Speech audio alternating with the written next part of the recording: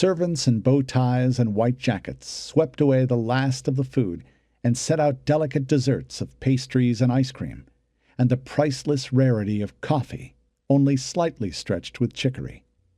Artos sighed within. Now would come the speeches. Iowans loved after-dinner speakers even more than associates or the faculty senate down in Corvallis, if that were possible.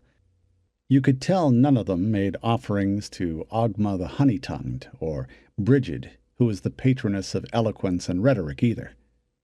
Mackenzies loved argument and debate, but at least they mostly did it well. "Get used to this, Rudi," Matilda said. "A king's life has a lot of ceremony." He sighed openly.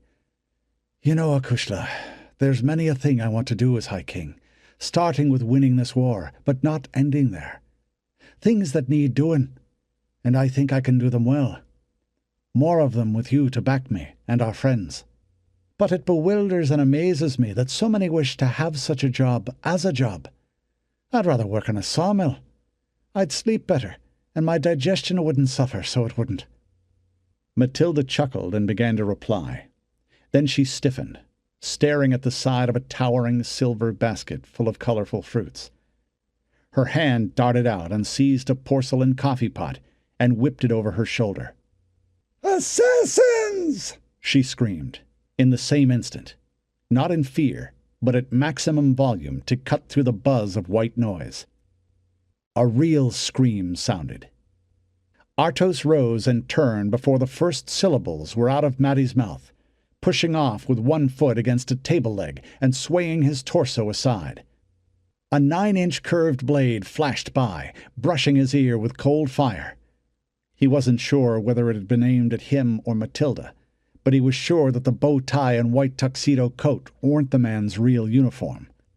Not that it mattered, and half the killer's face was covered in scalding hot coffee.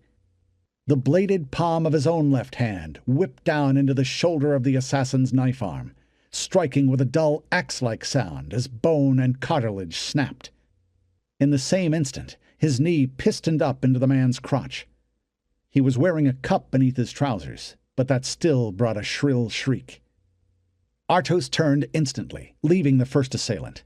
Matilda was handicapped by the coat-hardy, but she had her man efficiently face down on the table, with his functional arm in a paralysis hold, and his own kill-dagger pricking behind one ear in seconds.